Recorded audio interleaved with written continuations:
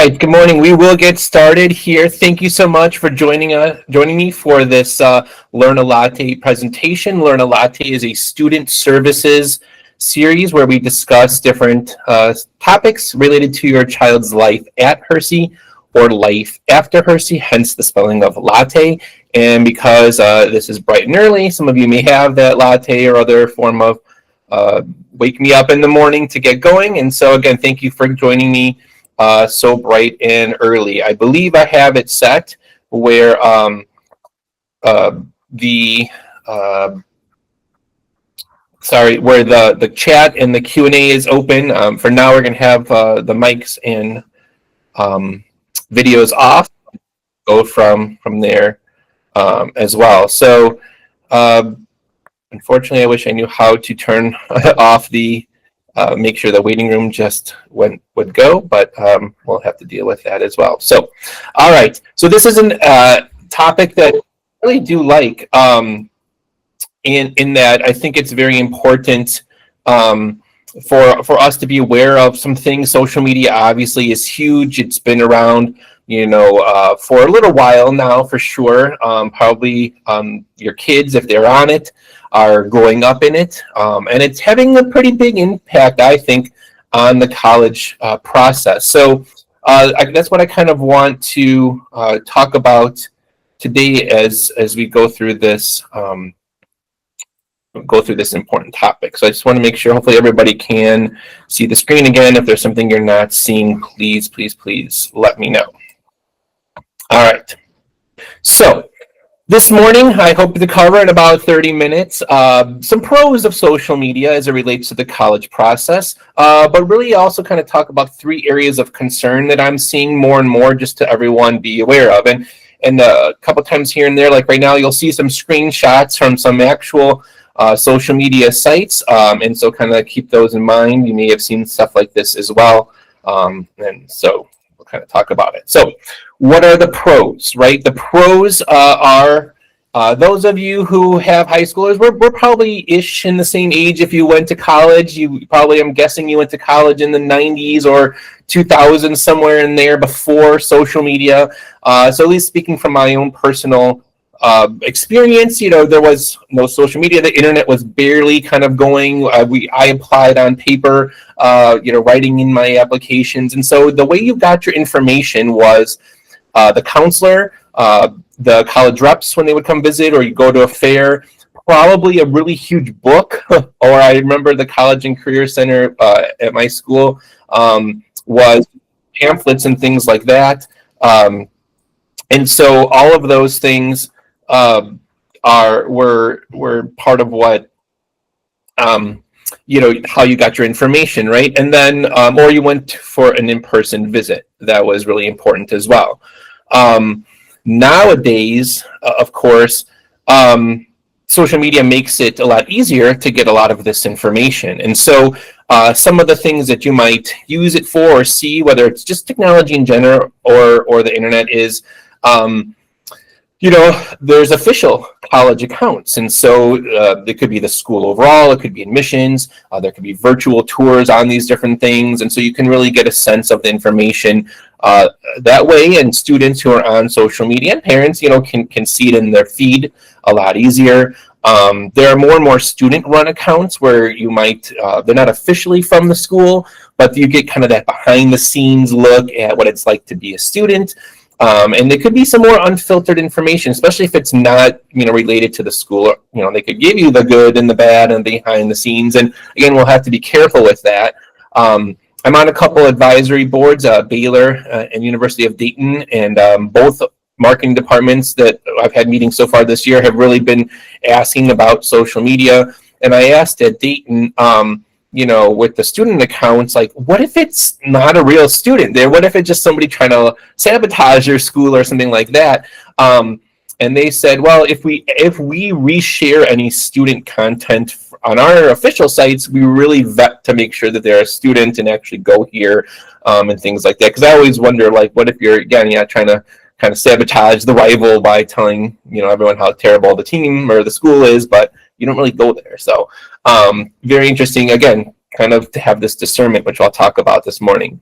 A great way to find out what clubs and organizations are doing on different campuses is through their social media accounts, including connecting with them, right? So if you want to be in a certain organization, club, maybe frat, sorority, something like that, students can reach out to them via direct message and see if they can talk to someone, get some information, maybe meet up with people when they get to campus. So it's a lot easier to find people that way, because emails and other things aren't usually generally public information. There's a lot of great overall college, information out there, different panels and presentations, updates on things, when FAFSA is coming out or things, different groups, including ISAC, we'll put out little flyers or screenshots or things like that, and so on and so forth. So that's, something to keep in mind. And then parent connections, and this is again good and bad, that you can connect with other parents and ask questions, but again, we got to be real careful. I saw a question pop up: is social media used for roommates? Yeah, it can be. It's something I think I'm going to mention at the end based off a question that someone asked. But yeah, I've heard students definitely are finding their roommates through Snapchat or Instagram, or things like that. So that could be a positive to it, but again, you got to just always be careful with whatever you're finding out there. All right. So my areas of concern, I have 3 areas of concern for all the benefits that there are, that really hopefully students and parents are using discernment when it comes to what they see on social media. And those 3 areas are marketing, the experts quote, and then our decision day kind of posts and things like that, that I'll talk about. So marketing, right? Marketing's been around forever. Colleges have always done marketing. Anybody who's trying to sell you something, sell you their school, is going to only show the best that the campus has to offer. So I'll use my alma mater, DePaul. Social media, their Instagram is going to show the basketball game with everyone hyped up and energy and fans mostly filling the seats, and they're going to show the scoreboard. They're going to show the DePaul score, but they're not going to show the other team's score. Maybe they're losing 80 to 21 goals, but it's a lot of hype. So that is something there that you want to make note of. Sorry, I wish I could really turn off the waiting room.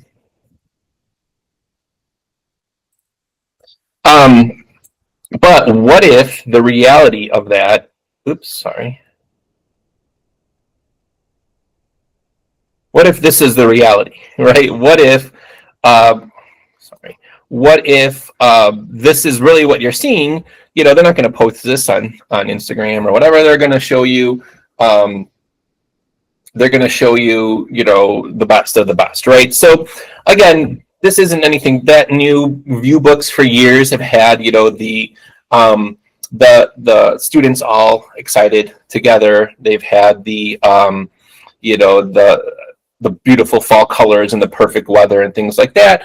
But again, a lot of students are doing their full research just on social media. And even I've asked some students who are applying early decision, which is binding, like, have you visited the campus in person?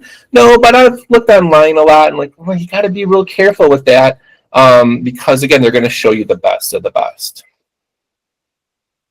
So again, like I just sort of said, they're going to show the nicest buildings. All those reels and shorts and things like that are going to have the friendliest, most exciting, most accomplished students on campus. A lot of posed, scenes or maybe even actors. You don't even know if those are actual students, showing you, again, all the best stuff. But, what are they not showing you? What are, the worst buildings maybe that they're hiding? What are average students like? If you were to walk into the student union or the dining hall, does everyone look happy? Do they look like they're, engaged, sitting together in groups? What is a typical scene? So again, the marketing of it can be a nice way to get you interested, but nothing still beats attending in person. All right, so The experts is the next area. And so this is a great video that came out, and I'll put the link hopefully in the chat. And I'll put it, if this recording all works and stuff, I'll put it in the description of the video on YouTube. But this just came out very recently, like a week or two ago, as I was actually planning for this, which was kind of convenient. And I'm not going to play the whole thing because it's 45 minutes, but hopefully you can hear it. I'm going to play the first, like 20 seconds of it to get an idea of kind of why I'm doing this as well. People will care about your emotions, but admissions officers are not one of them. Oh, well, that's harsh. That was really harsh. Wow, we do care about your emotions. I'm Robert Penman, and I'm the Executive Director of Undergraduate Admissions at UC Davis. Before that, I worked on the admissions teams at UC Berkeley and UC Riverside. And if you're applying to UC, you've probably come across some social media videos telling you that they know the secret to getting in. I'm here to review those videos, and I'll tell you what's accurate and what advice you should probably stay away from.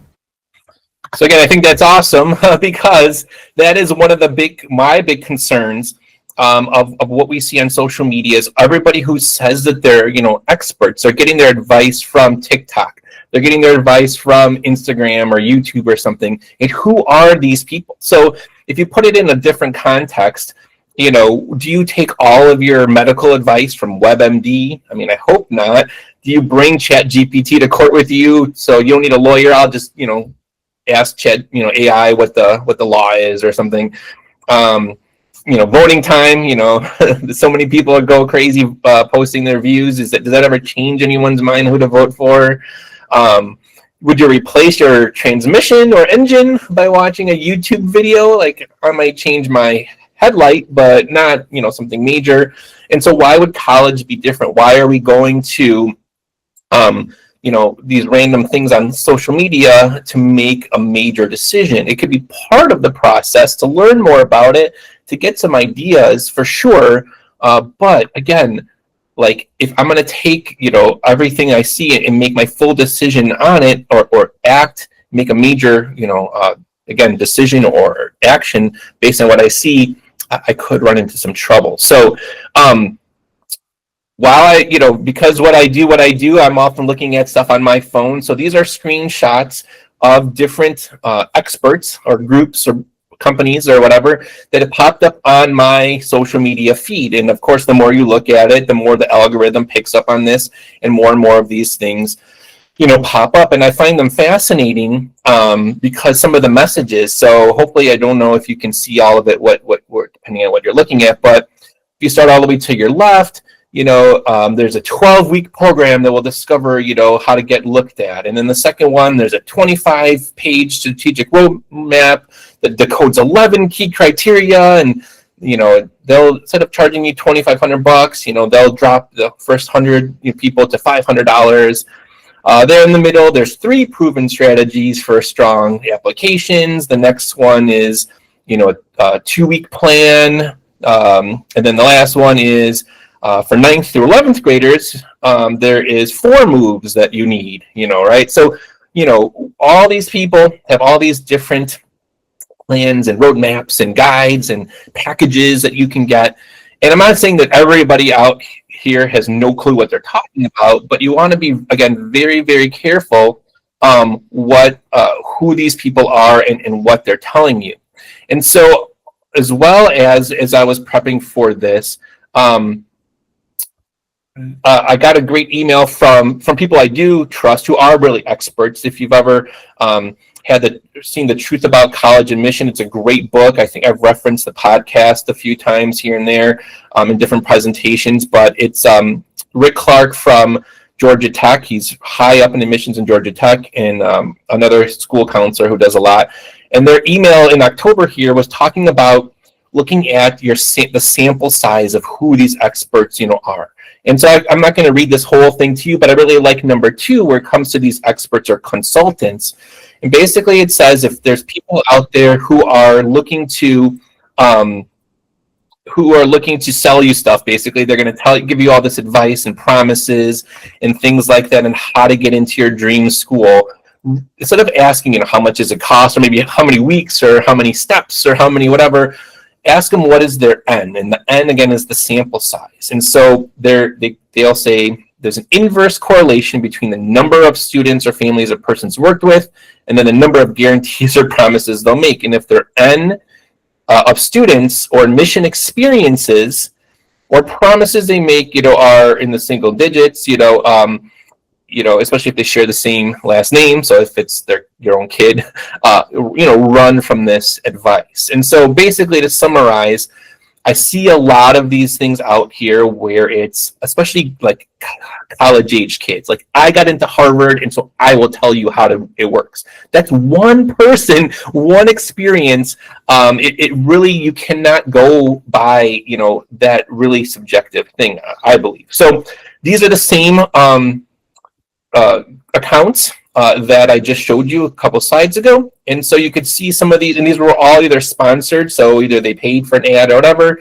And you can see the followers ranged from 2 to, less than 1,000. And so again, if they were that, expert, if they were that established, they would probably have thousands. And there are groups out there that have thousands of followers and have been doing this for years. And so, they could be experts for sure. Again, but you just want to be very careful, again, of whose expert advice you are taking and not get hung up by all these promises or this or that, because, again, it doesn't necessarily work like that.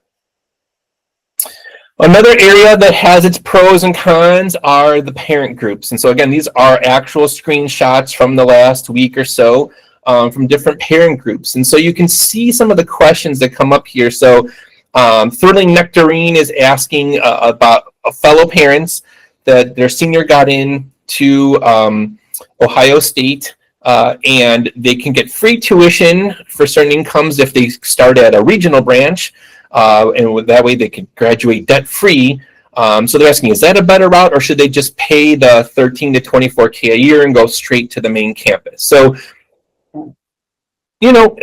a tough situation to think about that people are going to come up with. But when you go to Facebook to ask other people's opinions, you're going to get 69 comments, and you're going to get some people who say, go to the main campus first, and other people who say, usually debt-free is better.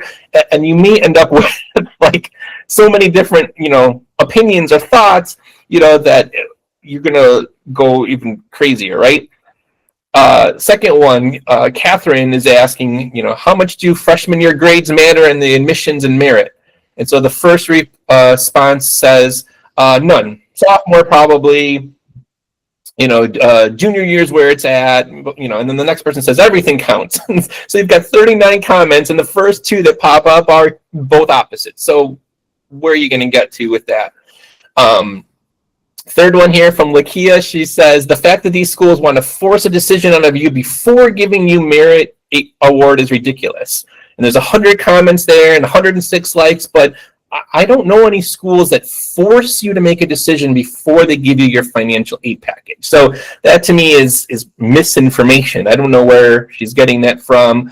And so again, you get people all riled up and what, and that may not be the case.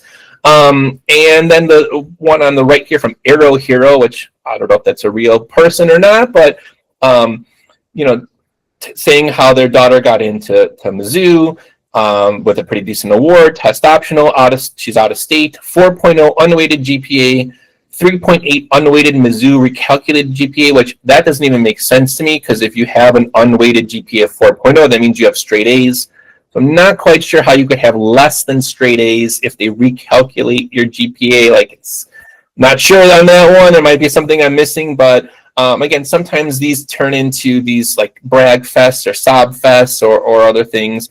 And so again, to summarize, I kind of mentioned some of them, but you could get really incorrect information. You could get partial information. You could get subjective information. A lot of times these end up being brag fests or sob fests. Any of you who have been on some of these, Grown and Flown, or some of these other ones, it's like, how did my 4.5 1600 SAT 36 ACT student get denied from, and then there's like, it goes on and on, right? And there's just a lot of opinions, right? So you go on there asking for an opinion, and you're going to get as many opinions as respond to you. And so I don't know how that helps. So my thought is, there's certain things that can, be useful, like what shower shoes did everyone buy their kid, or how much did you pack for the whatever, like that kind of stuff. But when you're talking about admission stuff or scholarships, or I see a lot of people asking FAFSA questions, like just ask the source directly. And really look to make the best decision for your student or your family, regardless of what other people say. So on this Ohio one, if 99 people say, oh, just pay the money and go straight to like, if that's not the money you have, then who cares what they say? Do what is best, for your family.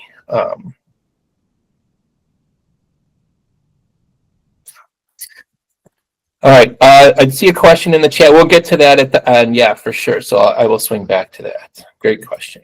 All right. Lastly, the last area that I want to quickly talk about is a little bit more, hits closer to home here, and that's Decision Day posts. So for those of you who don't know, especially if you're younger, what we call Decision Day is May 1st, typically is the day that our seniors have to tell their college that they've been admitted to, that they're going to go there, and then they withdraw their other applications. And so around that time in the spring, every year for the past, probably the past 6 senior classes that I've had here, students, and I don't ever know who, make a Decision Day account. You can see kind of the 2024 screenshot there. And this one that's in the phone is actually from the 2026 one that's already started. I don't think there's anyone in there yet, but then students, when they decide, will submit pictures or their major or whatever, and they'll post them to Instagram, and so everyone can see, where they're going to college. And so this is a fun way to celebrate, their classmates and share where they're going. I get it. I'm not trying to, dismiss that at all, but I just want you to be aware of some things, especially if you're looking at it,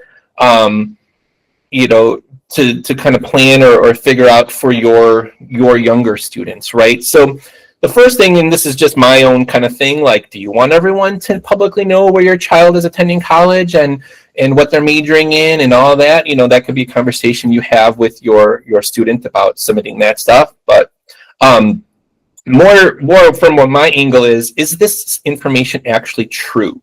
And as somebody in the counseling office who gets the decisions from the majority of colleges, whether I can log into a portal and see, or if I request. There's only one school that I know of, University of Wisconsin-Madison, that doesn't share the decision list. Every other college, I can probably get my hands on who of our students were admitted or not. I've seen in the past Hersey students post on Instagram these Decision Day posts where they're going to college, and I know that's not true because I saw that they were denied from the school. But in order to keep up with their friends and to save face or whatnot, they're posting that on there. And then, after all the likes and the congratulations and stuff fade and everyone's off to college in the fall, they'll go where they really are going to go, and everyone will kind of forget about it. And I'm sure, at some point they'll be like, oh, I thought you were going to, U of I. And you're like, oh, yeah, well, I changed my mind, and nobody will know the difference. But, I would say there's some concerns with that from, feeling like you can't be proud or excited about where you're going. You have to lie. But I know that by looking at these things, students and parents, we can start judging each other, getting jealous, being resentful. And we get a lot of emotional, investment into some of these stuff. And how did that person get in? And like, what? Like, I had a better score than that. And we don't know the context. We don't know if it's true. We don't know like a lot of things about this. And so it can get us all worked up for nothing. Instead of just embracing our own, path, our own kid's path and what's best for them, we start comparing a lot. So, and if you're looking at, as again, a parent of a student who's younger, who hasn't gone through this process yet, you might look at this and be like, wow, everyone is going to these great 4-year schools. This is not a representative of the whole class. So the class of 24 that I have on here, 102 posts, one of them was the instructions on how to submit your picture, and then 101 posts of students where they're going, not one posted that they're going to Harper. And Harper every year is the biggest place. The largest chunk of students are going, and over 20% of our senior class each year goes to Harper. But every year I went back a few years, maybe 3, 4 out of 100 posts in other years will say, Harper, which is sad because it's a great option for students. Many of the students are going for free.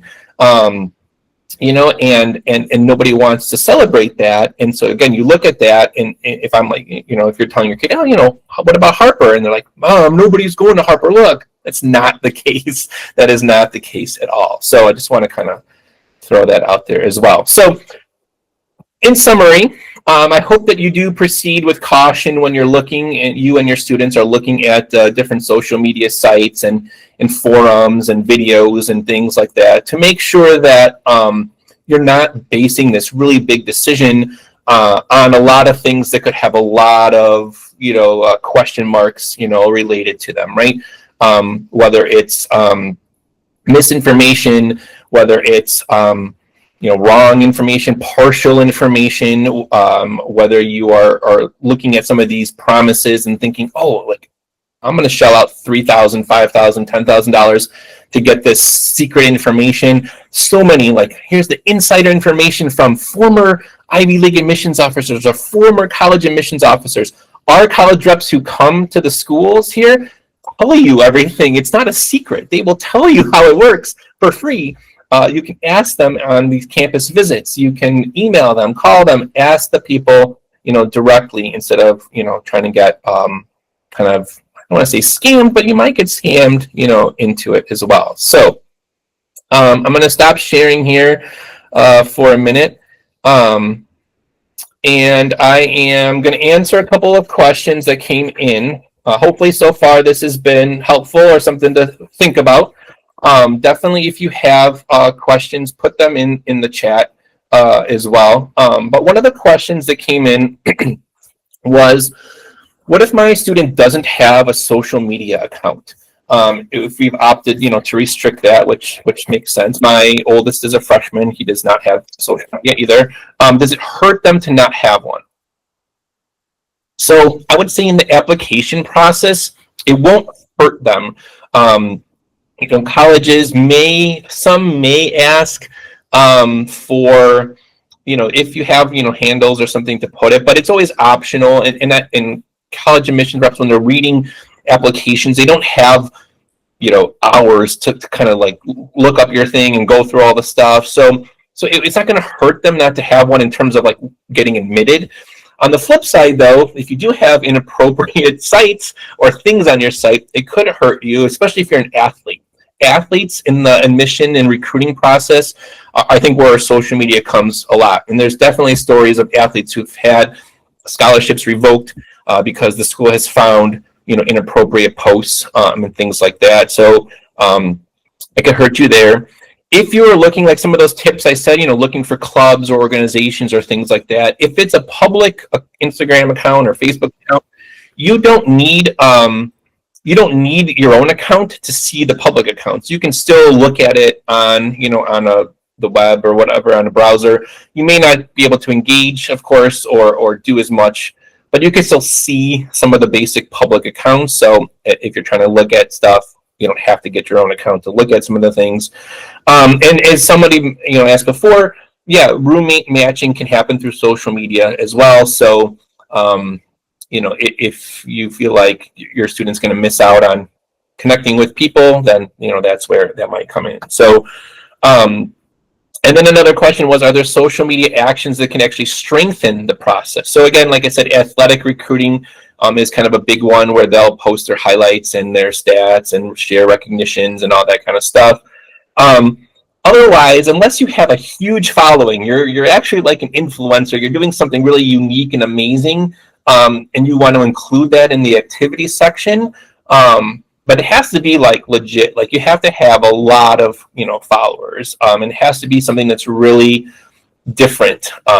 Again, so that might strengthen it if it's something that you're doing a lot with.